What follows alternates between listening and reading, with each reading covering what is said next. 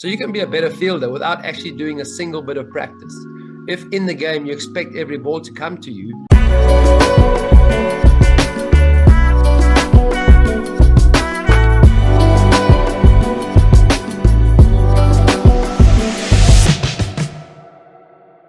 someone were to ask you about the technicalities of fielding, is it being dynamic? So, as opposed to just simply walking in, is it almost having that split step? When you're throwing, do you have anything in terms of the way you throw, shoulder position, etc.? Any nuggets of advice you could give?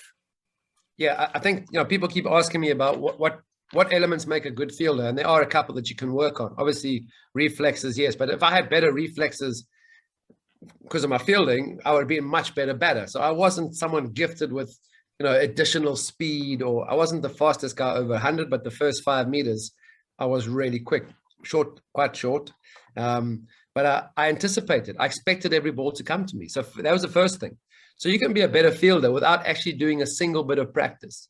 If in the game you expect every ball to come to you, you're in a good position. Because if you're still walking in, coaches want to see the young players walking in, because then they know they're not daydreaming or fast asleep at third man or wherever. They're trying to hide them. So when you are fielding, if you're genuinely expecting every ball to come to you, and you prepared before the ball is hit, that's anticipation. I had good anticipation, not faster reflexes. And the main thing for me, whether you're throwing or catching, it's actually about your feet, which is why I encourage other sports, because playing other sports get your body into a good position.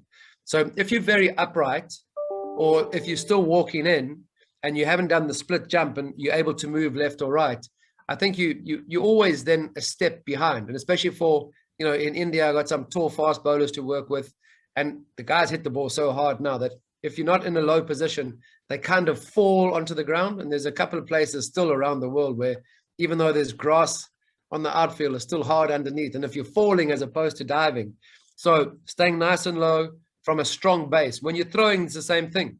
I try and get guys to start by standing still, kind of working up their arms, and just start using your whole body. Because if you're not, power comes from the ground up, whether you're bowling, batting, or fielding.